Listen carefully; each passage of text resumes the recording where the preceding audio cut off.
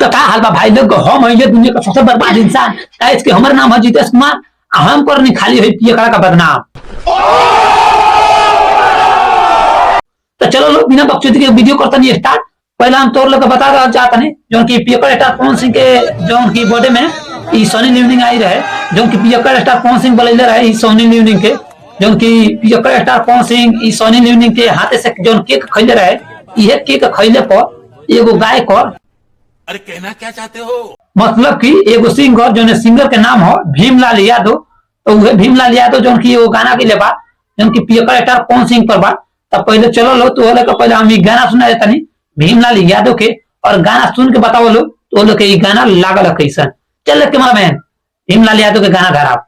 चलो भाई देखो अब मैं क्या करता हूँ।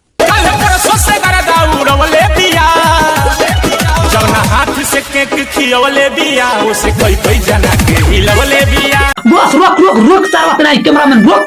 तो भाई जो ये गाना सुन लिए जो कि भीमलाल यादव क्या गाना गा रहे हैं, इसका अर्थ क्या हुआ, जो कि जो ना हाथ से ही सनी लिवनिंग के खियले भी पवन सिंह के, वो हाथ से कोई कोई जानी के, तो तू लोग तो समझ ही ले हो बोलो, समझ रहे हो, समझ रहे हो, समझ रहे हो ना। तो चलो लो इससे पहले हम पवन सिंह के रेलाई करी चाहे ठोकाई करी, तो भाई लोग तुहे लोग बताओ लो जो ना हाथ से सनी लिवनिंग जो के खिले भी ये स्टार पवन सिंह के, वो हाथ से कोई कोई जानी के अब हिले भी।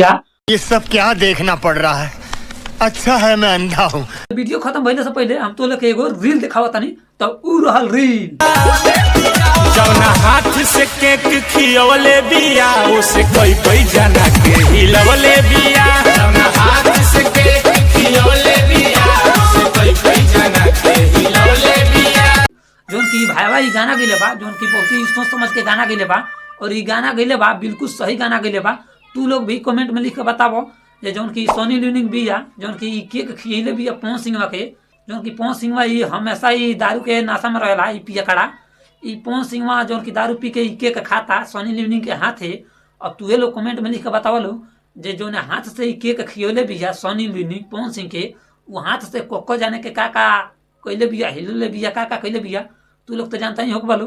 तो कमेंट में लिख के बतावो लो जे ई पियकर स्टार पवन सिंह सोनी लिवनिंग के हाथे केक खाता का ई सही कैले बा कि गलत कैले बा। आ ई भाईवा जौन बा भीमलाल यादव ई गाना गिले बा तो गलती गाना गिले बा कि सही गाना गिले बा, तू लोग कमेंट में लिख कर बतावो।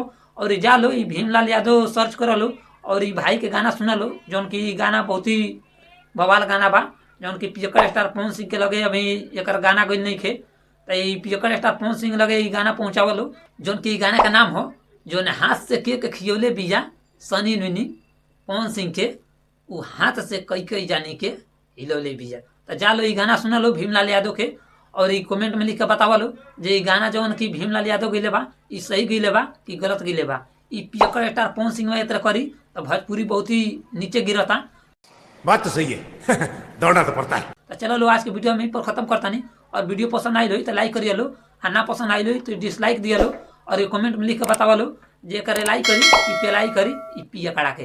तो चलो लो आज के वीडियो में पर खत्म करता नहीं।